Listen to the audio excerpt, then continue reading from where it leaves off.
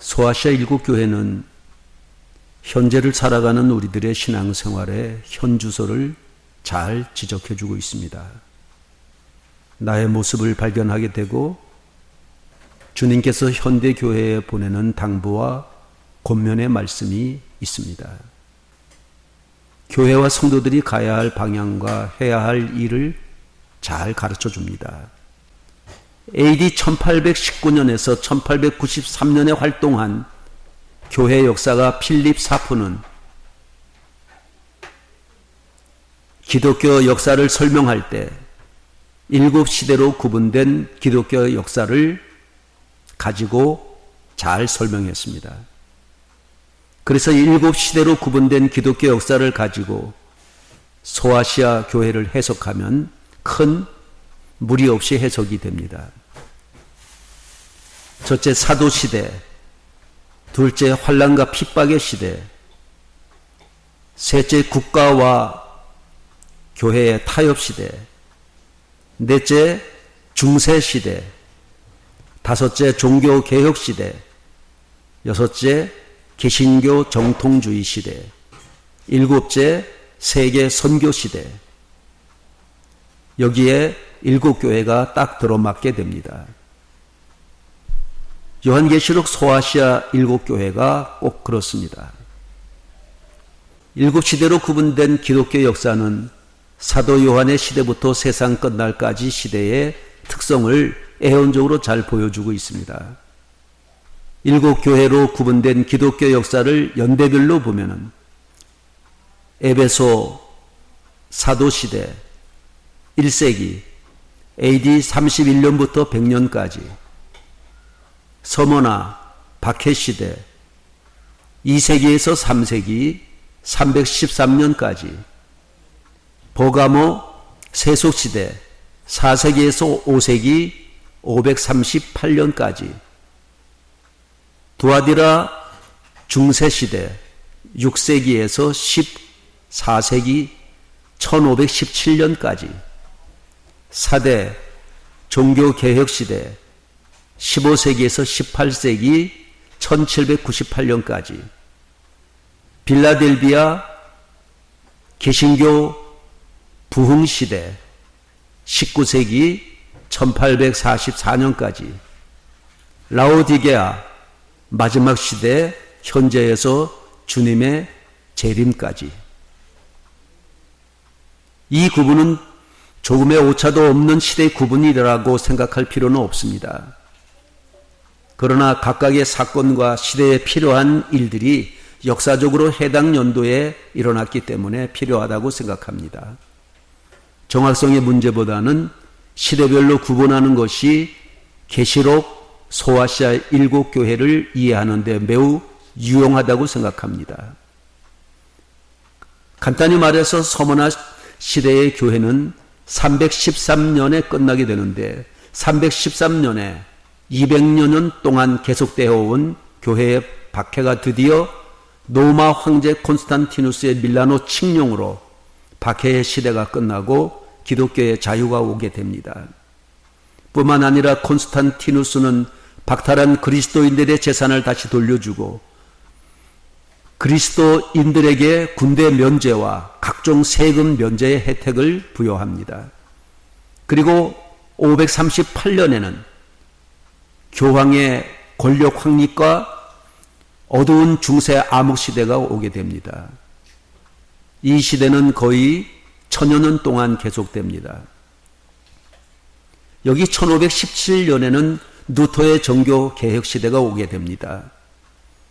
이렇게 기독교 역사에 특별한 사건이 있었기에 이렇게 이런 시대에 일어난 일들이 정확하다 이렇게 얘기하기는 어렵지만, 그러나 시대마다 굵직하고 의미 있는 사건들이 있어서 이렇게 시대적으로 구분하는 것이 무리는 아니라고 생각합니다. 다니엘 서의 에온에 나오는 바벨론의 느부갓네살 왕, 메데파사의 다리오 왕과 고레스 왕, 시랍의 알렉산더 대왕, 로마의 황제들이 그렇습니다.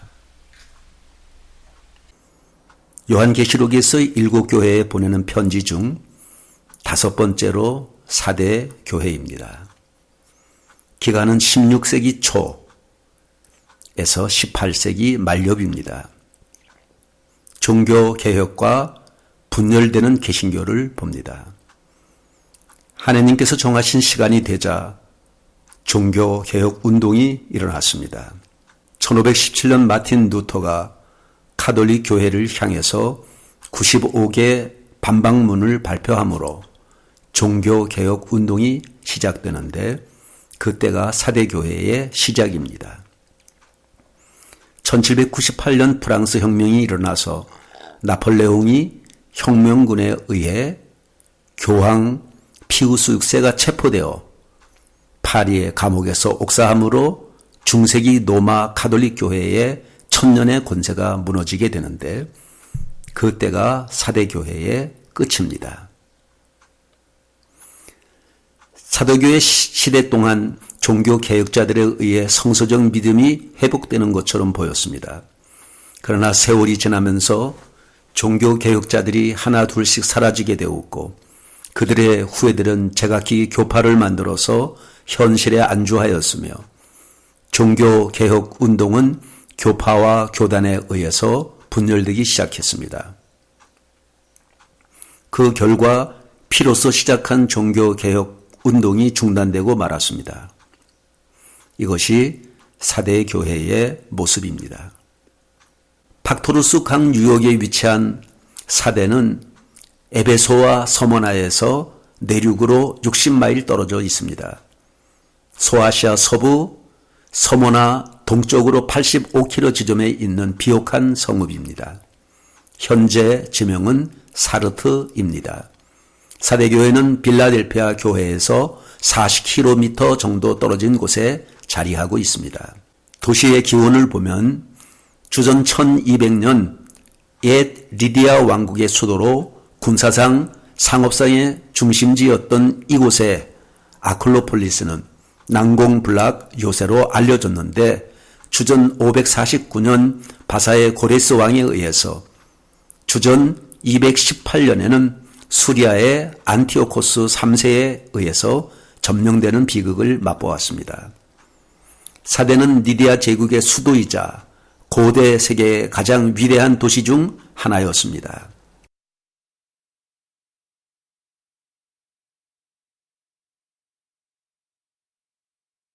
오늘 본문 말씀인 요한계시록 3장 1절에서 6절에 뇌 행위를 아노니 뇌가 살았다 하는 이름은 가졌으나 영상으로 보는 사대 정경입니다. 사대의 자랑거리가 있습니다. 첫째, 난공불락의 사대성입니다. 사대성의 두 번의 함락은 매우 흥미로운 이야기를 전해오고 있습니다. 페르사의 고레스 왕은 쿠로의 수수가 지배하였던 사대를 침공하기 위해서 할리스 강을 건너왔지만 계곡으로 둘러싸인 사대로 들어갈 길을 찾지 못하고 포위하고 있었습니다. 계곡을 포위한 지 14일이 되도록 침입로를 찾지 못한 고레스 왕은 침입로를 찾는 사람에게 커다란 포상을 내리기로 공포했습니다. 어느 날 계곡을 주시하고 있던 병사 히에로이데스는 절벽 위에서 사대의 병사가 졸고 있다가 철모가 떨어져 계곡으로 굴러 떨어졌는데 깨어난 병사가 철모를 찾기 위해 칼날 같은 바위 계곡 사이에 숨은 길을 타고 내려오는 것을 보았습니다. 결국 사대의 침입로는 한 병사의 실수로 노출되어 페르시아 군인들이 밤을 타 올라가게 되었는데 막상 성 위로 올라가 보니 병사들은 난공불락인 지형적 조건만 믿고 아무런 방비도 하지 않고 모두 잠들어 있었다고 합니다. 이렇게 하여 사대는 맥없이 적에게 함락되었습니다. 이러한 일은 후일 헬라 제국 이후에도 거듭된 바가 있습니다.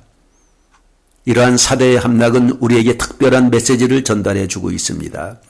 예수 그리스도의 공로로 하나님의 자녀가 되었다는 자부심과 하나님의 능력을 믿은 그리스도인들은 사단이 자기를 무너뜨리지 못할 것이라는 자부심에 차서 무방비 상태로 살아가다가 아주 사소한 내적인 문제로 거룩함을 상실하고 사단에게 패배하고 있기 때문입니다. 이처럼 대적은 항상 외부에 우는 사자처럼 서성거리고 있지만 위대한 성이 무너지는 것은 자신의 소홀함에서 비롯됩니다. 두 번째 사대의 자랑은 황금입니다. 사대 지역에서는 금이 많이 생산되어 최초의 조화인 금화가 만들어진 곳입니다. 그래야 물질적으로 풍요를 누리며 살았던 도시입니다. 사대가 큰 도시로 발달된 데에는 그 지역을 통과하는 강에서 사금이 채출되어 쿠로에수스 왕 때에 이르러서 세계 최초의 조화가 만들어졌습니다. 화려하고 부유했던 도시입니다. 사대에서 최소한 10톤의 황금을 가져다가 쏟아부어 에베소의 호화로운 아르테미스 신전을 건설하고 치장했는데 거기에 흐르는 팍톨루스 강에는 예로부터 사금이 많아 미다스, 영어로 마이다스, 신화의 배경이 되었던 곳인데 실제로 가보면 거기에 미다스의 거대한 능이 있어 트로이 전쟁 이야기처럼 실제 역사와 신화의 역사가 겹치는 곳이 되었습니다. 또한 임금님 당나귀 귀라는 이야기의 배경이 되었던 곳도 바로 니디아 왕국입니다. 니디아는 인류 역사상 처음으로 주사위와 공기놀이 기구를 만드는 곳으로 알려졌습니다. 니디아와 페르시아 제국의 수도였던 사대도 황금의 도시라고 일컬어질 만큼 상당히 부유했고 항상 연애를 즐기며 미녀들과 오락 그리고 쾌락이 지배였던 나라였습니다.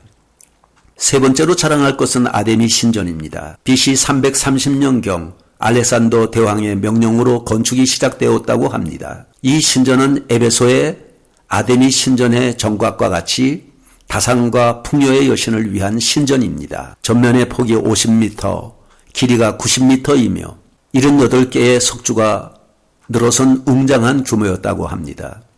기원전 2세기에 세워진 아데미 신전은 영적으로 이 도시에 사는 사람들에게 타락의 길로 가게 하는 원인이 되었습니다. 주 18년에 일어난 대지진으로 신전이 파괴되었을 때 노마의 안토니우스 피우스 황제가 보수를 했으며 자신의 아내인 파우스티나가 죽자 그녀를 신격화하여 이곳에 신전을 지어놓고 제사를 지냈습니다. BC 356년 한 정신병자의 방화로 아데미 신전이 불타 없어졌습니다. 사대의 뜻은 이렇습니다. 사대는 BC 1200년에서 AD 600년경의 시대입니다. 남은 자, 남은 물건이라는 뜻으로 회복, 즉 복구를 의미합니다. 빨갛다, 빨간 보석은 나오다라는 뜻인데 이 나오다라는 뜻은 죄에서 떠나라는 뜻입니다. 빨간이란 말은 사례 이름에 나오는 나오다라는 뜻인데 빨갛다, 빨간 보석이란 뜻이 들어 있습니다. 죽은 피, 즉 죄로 물들었으니 주님 보시기에 얼마나 빨갛게 물들었을까.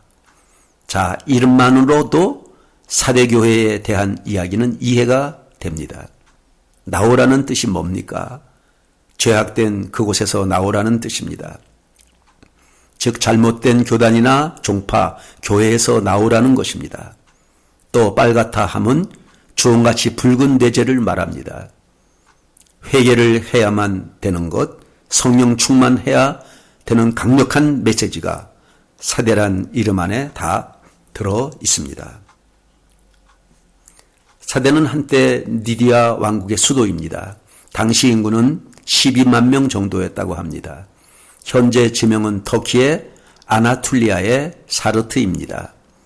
소아시아 7교 중에서 가장 오래된 고대 도시입니다. 난공불락의 성이요, 가장 아름답고 가장 부유한 도시요, 세계 최초로 금화를 제작했던 곳이기도 합니다. 크로의 수수처럼 부유한 이란 속담을 가지고 있습니다.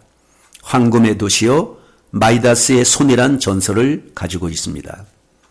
잠자는 교회요, 살았으나 죽은 교회예요. 시작은 좋았으나 나중이 실패인 교회입니다. 주님께 칭찬은 없고 책망만 받은 교회입니다. 철학의 아버지로 불리는 탈레스가 사대에서 태어났으며 그리스의 유명한 법률학자였던 솔론이 이곳을 방문하여 얼마 동안 살았다고 합니다. 헤로도토스는 그들의 패배는 산 정상에 있는 아크로폴리스를 불멸의 성으로 간주했기 때문이라고 기록하고 있습니다. 나이프 성경은 욥기서 1장 20절에 구약의 사르밧과 동일한 장소로 추정하고 있습니다. 사대와 일곱 교회의 위치, 거리를 보는 지도를 봅니다.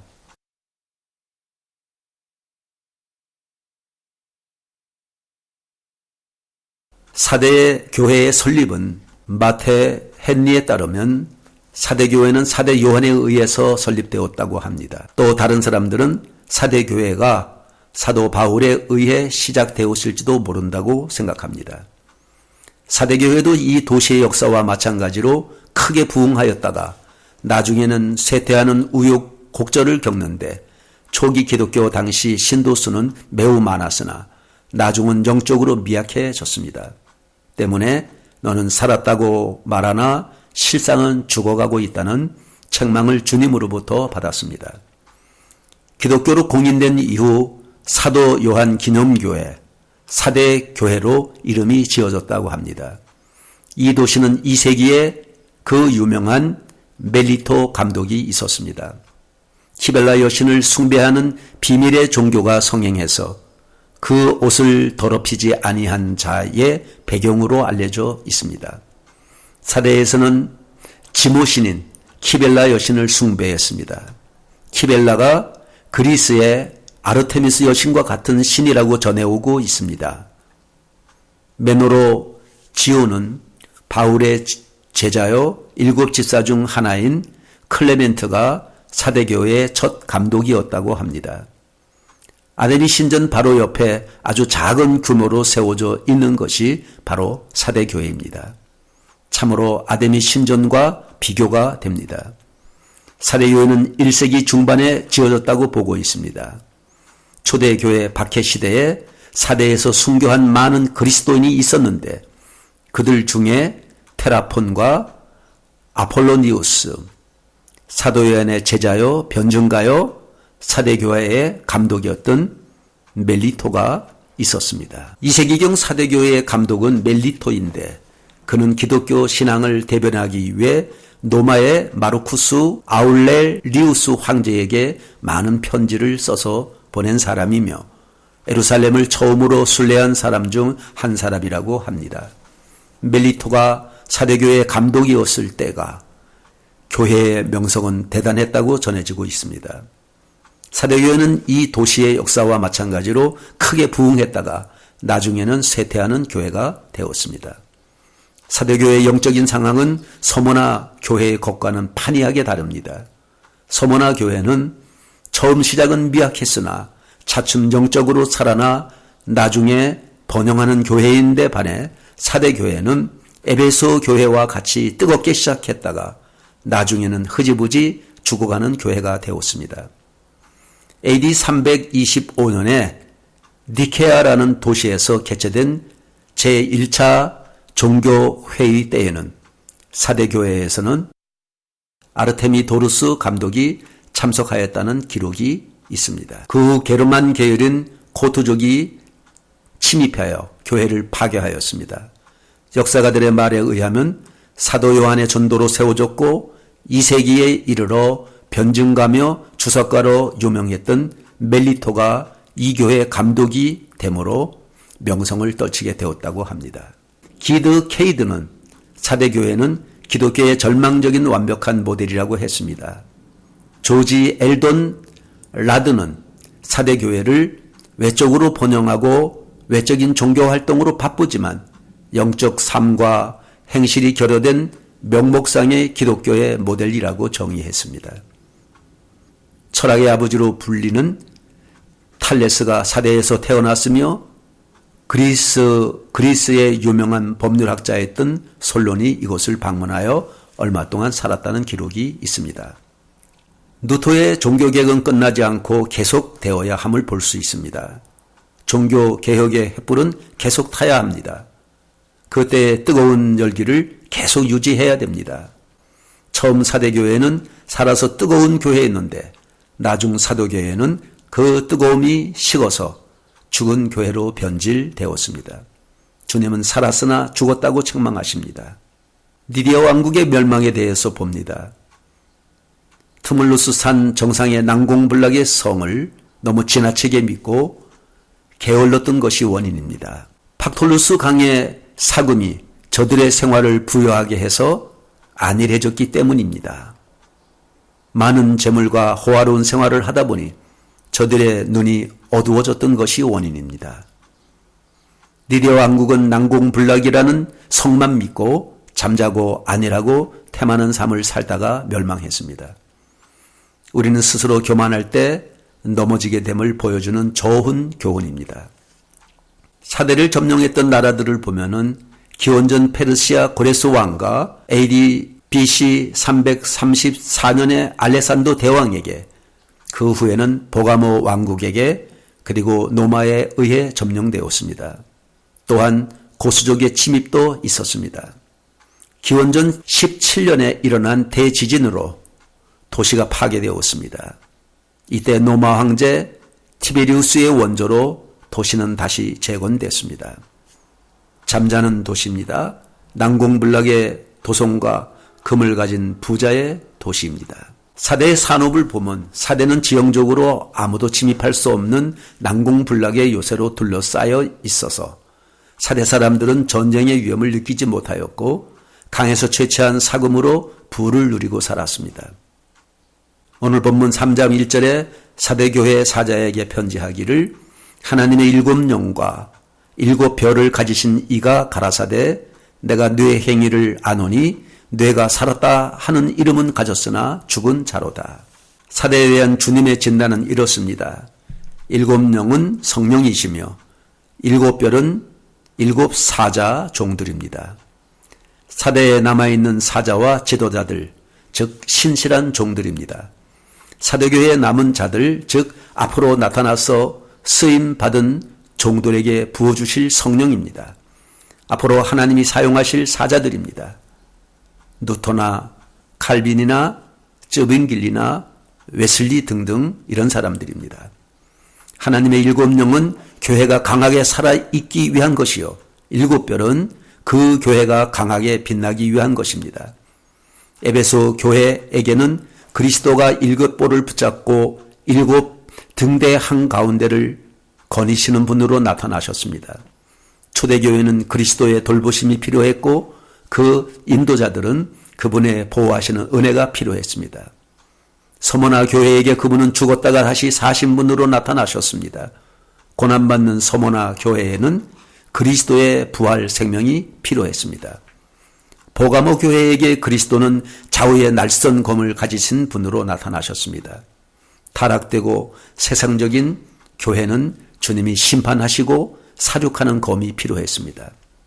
두아디라 교회에게 그분은 불꽃 같은 눈과 빛나는 녹 같은 발을 가진 분으로 나타나셨습니다. 변절한 교회에게는 그분이 살피시고 심판하는 것이 필요했습니다. 이제 사대 교회에게 그분은 하나님의 7영과 7별을 가지신 분으로 나타나셨습니다. 죽어있는 개혁교회는 하나님의 7배로 강화된 영과 빛나는 인도자들이 필요했습니다.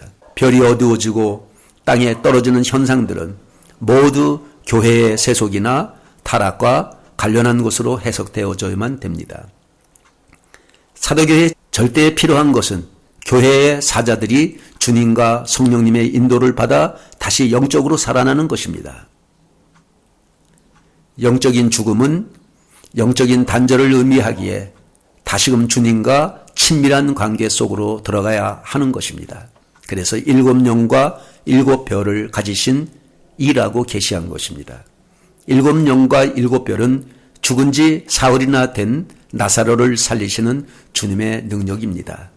무덤에서 귀신 들려 행동하는 광인 거라사인의 군대 마귀를 주님 능력으로 쫓습니다. 죽었다고 소망이 없는 것은 아닙니다.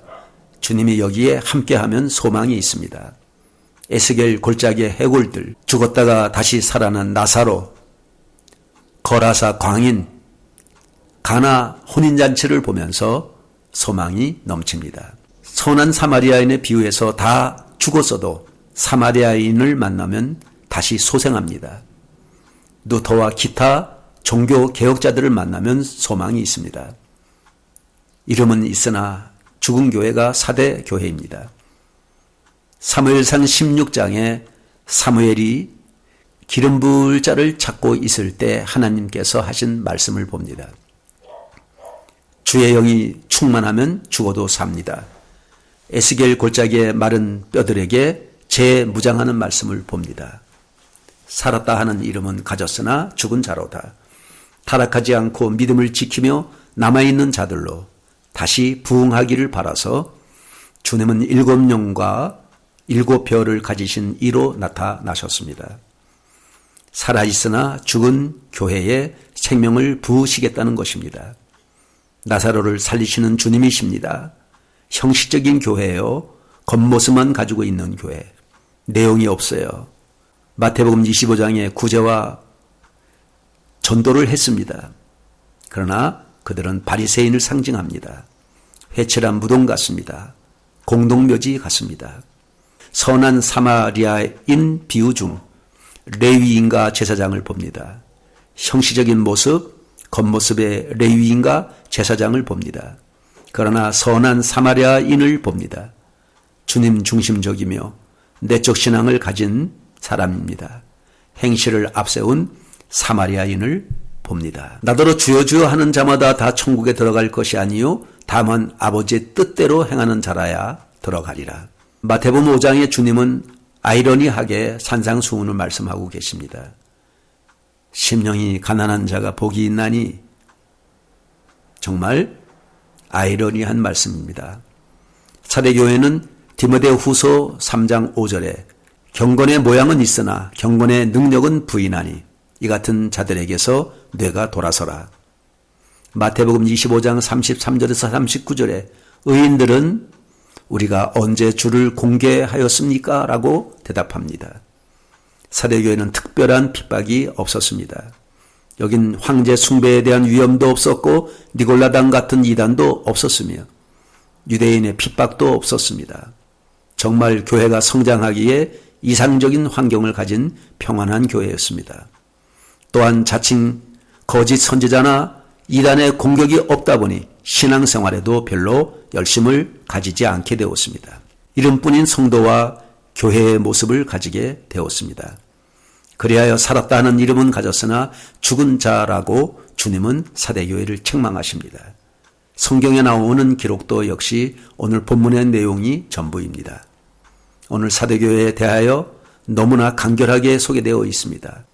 마틴 루터나 요한 칼빈이나 쩌빙길리 같은 종교개혁의 선구자들이 개혁의 횃불을 높이 들었기 때문에 살았다는 이름은 가지고 있었지만 세월이 지나면서 종교개혁자들이 사라지고 그 후예들이 제각기 교파와 교단을 만들면서 종교개혁 운동이 교단주의로 전락되고 말았습니다. 결국 사대교회가 죽은 자가 되었습니다. 교파가 생기고 나누어졌습니다. 누터교, 장로교, 감리교, 침례교 등등 나누어졌습니다. 오늘 본문인 요한계시록 3장 2절에서 3절에 너는 일깨워 그 남은 바 죽게 된 것을 굳게 하라. 내 하나님 앞에서 내 행위에 온전한 것을 찾지 못하였노니 그러므로 내가 어떻게 받았으며 어떻게 들었는지 생각하고 지키어 회개하라. 만일 일깨지 아니하면 내가 도적같이 이르리니 어느 시에 뇌게 임할는지 내가 알지 못하리라. 주님은 너를 일깨워 회개하라 하고 회개를 촉구합니다. 나태해지고 잠자는 것, 그것을 깨닫고 회개하라는 말씀입니다. 일깨워라. 어떻게 받았으며 어떻게 들었는지 그것을 깨달으라는 말씀입니다. 믿음을 다시 강하게 살리기 위해서는 처음에 복음을 어떻게 듣고 받았는지를 생각해 봐야 됩니다. 그들은 복음을 우연히 쉽게 접한 것이 아니었습니다. 그들이 받은 복음은 전하는 자나 받는 자가 환난과 핍박을 겪으면서 때로는 생명을 대가로 지불하면서 받은 것이었습니다. 그것을 생각한다면 결코 나태함에 머물러 있을 수 없습니다. 그러므로 즉시 회개하고 다시 살아서 역사하는 믿음을 회복해야만 됩니다. 두아디라 시대 왈덴스인 위크리프, 얀 후스 등의 희생과 순교로 받은 것을 생각해야 됩니다. 일깨우라는 말은 깨어있으라는 말씀입니다. 사대의 난공불락의 성도 잠자다가 무너졌습니다. 너는 일깨워 그 남은 바 죽게 된 것을 굳게 하라. 어떻게 받았으며 어떻게 들었는지 기억하라. 그리고 지켜 회개하라. 영어로 첫째 receive, 둘째 remember, 셋째 repent. 이 세 가지 동사로 정리할 수 있습니다. 어떻게 받았으며 어떻게 들었는지 기억하고 지켜 회개하라고 합니다. 우리가 처음에 어떻게 복음을 받았는지 어떻게 들었는지 기억하고 다시 주님께 돌아오라는 것입니다. 잘못된 자리에서 돌아오라는 것입니다. 우리가 처음 예수님을 믿었을 때 그 첫사랑을 기억하는 것입니다. 우리가 처음 은혜를 체험했을 때에 감격과 기쁨을 회복할 때 살아나는 것입니다. 회복되지 못한다면 신앙을 지키는 파수꾼의 역할을 못한 교회가 됩니다. 독일에서 경건운동이 일어났습니다. 요한 아른트, 야콥 스페너, 프랑케 등과 같은 자들입니다. 경건운동을 발전시킨 진덴도르프 백작도 있습니다. 이들이 바로 그 남은 것입니다. 그 남은 것을 굳게 지키라. 영국의 위프리프, 보헤미아의 야누스, 독일의 아른트나 야콥 스페너, 프랑크, 진덴도르프 같은 자들입니다. 진리와 하나님의 섭리를 깨달은 것은 이처럼 삶의 경험과 연단을 통해서 깨닫게 되는 것입니다. 그러나 사대교회 교인들은 너무 안일하고 풍요와 평안만 누리다가 죽은 자가 되었습니다.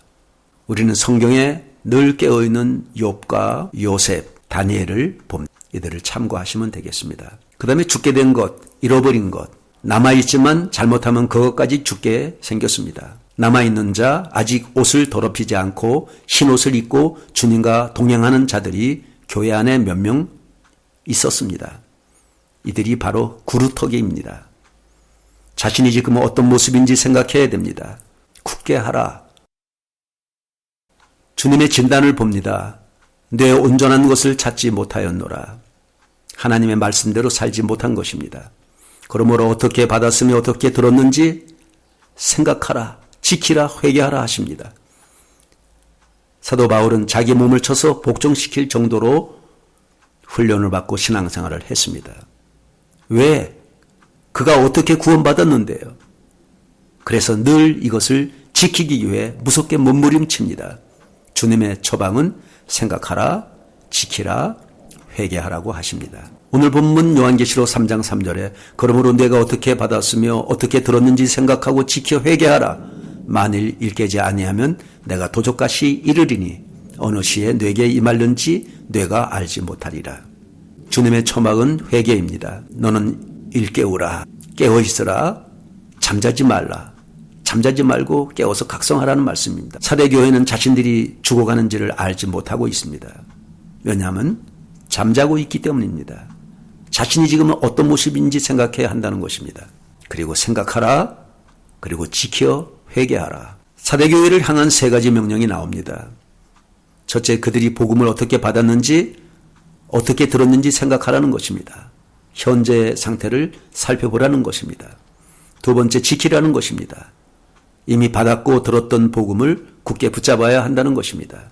세 번째, 회개하라는 것입니다. 누가복음 15장에 회개하는 둘째 아들의 예를 봅니다. 그가 스스로 돌이켜 아버지 집으로 돌아가고 있지 아니한가? 그렇습니다. 회개는 하나님이 대신해 주는 것이 아닙니다. 하나님께서 코를 꿰서 억지로 회개시키는 것도 있습니다. 그것은 자신이 자신의 과거의 삶을 돌아보아 그것이 잘못되었음을 깨닫고 주님께로 돌아가 용서를 빌어야 용서받는 것입니다. 물론 거기에는 성령의 역사함이 작용해야 됩니다. 하지만 종교 개혁 시대의 교회는 그렇게 가르치지 아니했습니다. 그러니 처음에는 복음을 듣고 구원받음으로 인하여 감격함으로 반응하지만 나중에는 구원의 감격이 다 식어버려 명목상의 그리스도인으로 전락하고 마는 것입니다. 이것은 종교 개혁 시대의 교회가 외부적으로는 살아있는 교회라고 알려졌지만 사실은 죽어가고 있는 교회였음을 시사해 주고 있습니다. 완전한 열매가 없으니 말씀을 자세히 듣고 말씀을 받아들여 깊이 생각하고 지켜서 회개하는 일이 없기 때문이라는 것입니다. 열심히 있다 식어지고 열심히 있다 식어지고 하는 상태라는 것입니다. 그대로 나간다면 주께서 도둑같이 임하게 되는 날에 설 수가 없는 교회라는 것입니다. 처음에는 열심히 있다가 식어졌다면 소용없는 것입니다. 신앙은 현재의 열심이 중요합니다. 십자가의 도를 전하는 기독교의 2000년은 같은 하루의 한날입니다. 포도원 품꾼이 한 대라누리에 비유해서 봅니다. 어두운 밤이 오는 저녁 때가 되면 말씀의 애원의 등불이 필요한 때입니다. 신랑은 어두운 밤에 오기 때문에 신랑을 맞이하기 위해서는 슬기로운 처녀와 같이 등불 준비와 기름 준비가 필요합니다. 문이 닫히는 시간이 오기 때문입니다. 미리 준비하여야 됩니다. 만약 주님의 처방대로 회개하지 않는다면 도적같이 이 말이라고 했습니다. 도적은 순식간에 있는 것도 다 빼앗아 간다는 것입니다. 사대의 난공불락이라고 하는 성도 잠자다가 멸망했습니다. 도적같이 옵니다. 뇌가 평안하다 할 그때에 호련이 온다는 것입니다. 오늘 본문 3장 4절에 그러나 사대의 그 옷을 더럽히지 아니한 자 몇 명이 내게 있어 흰 옷을 입고 나와 함께 다니리니 그들은 합당한 자인 영혼이라. 시대적인 말씀에 밝은 것이 없다면 아무리 열심히 있어도 끝을 바로 맺지 못하기 때문에 아무런 소용이 없다는 것입니다. 이러한 가운데서도 동참치 않고 참된 회개에서 열매가 있는 사람이라면 주님과 동행할 수 있다는 것입니다. 기독교는 진리의 종교인데 열심히 있더라도 말씀을 지켜 회개하는 것이 없다면 쓰러진다는 것입니다. 울었다고 회개가 아니고 말씀 하나하나를 바로 생각해 지킬 때 이길 수가 있는 것입니다. 마치 탄광 같은 암흑 세상에 옷을 더럽히지 아니한 생활이 있어야 하는데 그것은 바로 성령 충만한 생활로 가능합니다. 사대에 그 옷을 더럽히지 않는 몇 명이 있습니다. 존 웨슬리나 찰스 웨슬리나 조지 히필드 같은 사람들입니다. 사대교회 흰옷을 입은 자, 옷을 더럽히지 않은 자 몇 명이 남아 있습니다.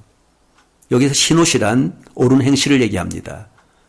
두루마기는 예수님의 피로 씻김받은 자들입니다. 흰옷이란 첫째로 의로움입니다. 그에게 허락하사 깨끗하고 흰 세마포를 입게 하셨은즉 이 세마포는 성도들의 의로움이더라 하더라.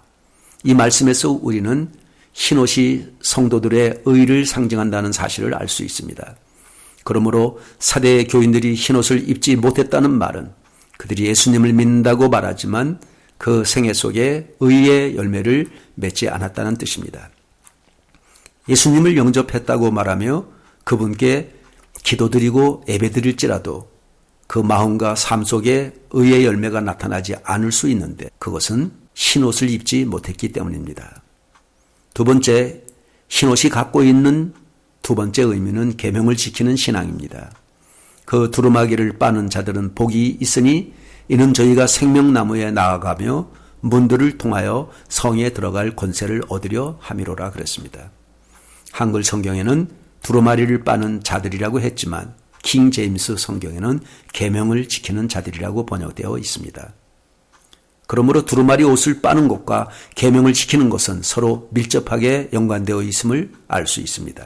옷을 더럽히지 않은 자들, 그러나 사대에 그 옷을 더럽히지 아니한 몇 명이 내게 있어 흰옷을 입고 나와 함께 다니리니 그들은 합당한 자인 영고라. 그러나 그러한 사대 교회 안에도 몇몇 소수의 그리스도인들은 부패되지 않은 신앙을 유지했으며 의의 흰옷을 입고 다녔습니다. 개혁자 야누스의 후예인 모라비안 교도와 영국의 조지 폭스의 후예인 케이코 교도와 청교도들은 개혁의 정신을 유지해 나갔습니다. 살았으나 죽었다는 것은 그 안에 생명이 없다는 것입니다. 중보의 중요성, 누터나 낙스나 모세, 바울, 엘리야 시대의 우상에게 전하지 않은 7,000명, 기드온의 300요사, 아브라함의 가족 318인, 이런 사람들입니다. 바울의 제자 클레멘트는 사대교회 일대 감독입니다. 2세기경에는 유명한 주경가요 변증가였던 멜리토가 사대의 감독으로 있을 때 사대교회의 명성이 높아졌습니다. 사대에 그 옷을 더럽히지 않는 몇 명이 있었습니다. 감리교회 창시자 존 웨슬리와 웨슬리의 동생 찰스 웨슬리, 휘필러 같은 사람들이 있었습니다. 이들이 구루턱입니다. 당시 사대 지역에서 옷이 더러우면 시민의 명단에서 제해버렸다는 기록이 있습니다. 옷이 더럽다는 것은 기독교적 순결에 대한 상징적 표현이기 때문입니다. 이러한 옷에 대한 예는 양모 산업이 발달하여 옷에 대해 관심이 많던 사대 사람들에게는 매우 적절한 표현이었습니다. 사대교회 교인들은 외적인 겉모습에는 관심이 많았으나 그리스도에 대한 내적 정결과 이교와의 분리된 삶에 대해서는 무관심하였습니다. 이것을 탐내는 자들은 미혹을 받아 믿음에서 떠나 많은 근심으로써 자기를 찔렀도다. 어쩌면 그래서 예수님은 부자가 천국에 들어가기가 가장 힘든 부류로 꼽으셨는지도 모릅니다. 편리함과 안일함 때문입니다. 두아디라 교회처럼 이세벨의 유혹도 없었습니다. 이단의 가르침도 없었습니다. 그들 스스로가 편안함과 안일함에 빠져들어간 것입니다. 영국의 어떤 해안에 관광철이 지나면 죽어가는 갈매기 떼들이 많았다고 합니다. 그 이유는 관광철에 손님들로부터 얻어먹는 음식물에 길들여져서 바닷물에 있는 고기들을 잡아먹으려 하지 않기 때문입니다. 평안함과 안일함이 그들을 죽인 것입니다. 사대교회를 타락시킨 것도 바로 이런 것들입니다. 이스라엘의 이대왕 다윗을 타락시킨 것도 안일함이었습니다. 모두를 전쟁에 보내놓고 자신은 궁궐 안에서 나태함에 빠져 있습니다. 그때 그의 마음에 죄악이 그림자가 찾아왔습니다. 처음보다 나중이 더 심각한 것. 서머나 교회는 처음은 보잘것 없었으나 나중은 아름다웠는데 사대교회는 처음은 좋았다가 나중은 실패한 교회가 되었습니다. 성령으로 시작하였다가 육체로 마친 교회입니다. 주님께서 마태복음 21장에 나귀를 타고 예루살렘에 입성하셔서 자기의 몸된 교회를 방문했는데 이때 내 집은 만민이 기도하는 집인데 어찌하여 너희들이 강도의 구렬로 만들었다고 했습니다. 육체를 위하여 심은 자들은 썩을 것을 거둘 것이고 성령을 위하여 심은 자들은 영생을 거둘 것입니다. 사대교회와 구약의 삼손과 비교가 됩니다. 구약의 장자권 싸움에서 야곱과 에서의 싸움을 봅니다. 야곱의 형 에서는 입에 넣어준 장자의 축복을 누리지도 못하고 빼앗겼습니다. 그러나 야곱은 장자의 축복을 받기 위하여 불가능을 가능으로 바꾼 인물입니다. 처음보다 나중이 더 낫습니다. 오늘 본문 3장 5절에 이기는 자는 이와 같이 흰옷을 입을 것이요 내가 그 이름을 생명책에서 반드시 흐리지 아니하고 그 이름을 내 아버지 앞과 그 천사들 앞에서 시인하리라. 이기는 자는 믿음으로 세상을 이기는 자입니다. 주님이 내 편에 계시니 이깁니다. 믿음으로 사는 자들입니다. 이기는 자들에게 주시는 보상이 있습니다. 흰옷을 입을 것이고 생명책에 기록할 것이고 아버지 앞과 거룩한 천사들 앞에서 인정받을 것입니다. 5절은 사대 교인들 가운데서 믿음으로 승리한 자들에게 주어지는 세 가지 약속입니다. 이기는 자는 이와 같이 흰옷을 입을 것이요 이기는 것에 대해서는 사대교회의 경우 다른 소아시아의 교회와는 달리 외적 핍박이나 특별한 이단 그리고 신비주의에 대한 것이라기보다는 세상의 부패나 타협, 안일함에서 승리하는 것을 의미합니다. 한편 승리자에게 주어질 선물이 있습니다. 여기서 말하는 흰옷이란 말은 성도의 옳은 행실을 말합니다. 요한계시록 19장 8절에 의와 거룩하게 된 자들에게 세마포 옷을 입혀주십니다. 요한계시록 22장 14절에 계명을 지키는 자들입니다. 예수님의 피로 씻김받은 자들입니다. 첫 번째 약속은 흰옷을 입는다는 것입니다. 흰옷을 입는다는 말은 그리스도인들이 그리스도의 구속의 피로 희게 되었으며 주님과 교제를 통해 하나님의 거룩함과 성결함을 닮아서 하나님 나라에서의 궁극적인 승리를 약속받을 것이라는 것입니다. 두 번째, 내가 그 이름을 위하여 생명책에서 반드시 흐리지 아니하고라고 했습니다. 생명책은 신구약 성경에서 자주 소개되어 주는 구절입니다. 출애굽기서 32장 32절에 시내산에서 모세가 율법을 받으러 올라간 사이에 이스라엘 백성들이 금송아지를 만들어 숭배하다가 하루에 3,000명이나 죽임을 당했습니다. 다음 날 모세는 하나님께 나가 기도한 내용 중에 이스라엘의 죄를 용서해 달라고 구할 때 죄를 사해 주시지 아니하시면 자신의 이름을 주님의 기록한 책에서 지워달라고 구했습니다. 그래서 생명책에 기록되었다는 것은 구약 성경에서 시민권을 소유한 자들을 의미합니다. 신약 성경에서는 의로운 자와 불의한 자를 구별하는 의미로 쓰여져서 그리스도의 피로 의로워진 자들은 영생을 소유하고 하나님 나라에 속한 자들을 말씀합니다. 본문의 생명책에서 반드시 흐리지 아니하리라고 약속한 것은 처음부터 끝까지 그리스도께 의존하는 자는 하나님 나라에서 영원한 시민권을 허락하신다는 것입니다. 세 번째, 그 이름을 내 아버지 앞과 천사들 앞에서 시인하리라 그랬습니다. 본문은 승리자에게 주어지는 세 번째 약속으로 적극적으로 하나님 아버지와 천사들 앞에서 공적으로 시인하시겠다는 약속입니다. 시인하리라는 말은 법정에서 증언하는 것을 의미합니다. 이는 그리스도께서 끝까지 자신을 의지하여 승리한 자들의 이름을 하나님과 천사들 앞에서 증언하심으로 그들이 하나님 나라의 시민임을 확인하신다는 것입니다. 귀 있는 자는 성령이 교회들에게 하시는 말씀을 들을지어다. 귀란 성령이 하시는 말씀을 듣는 자입니다. 영적 할례를 받은 자입니다. 7교회에 동일하게 적용했습니다. 성령 태움자에게 주시는 말씀입니다. 끝으로 소아시아 7교회의 이름과 부합합니다. 특히 아브라함, 이삭, 야곱을 포함한 구약의 인물들은 더욱 그렇습니다. 그 이름 자체가 그 사람의 인생 전체를 보여주며 그 인생을 향한 하나님의 계획을 담고 있음을 발견할 수 있습니다. 아멘.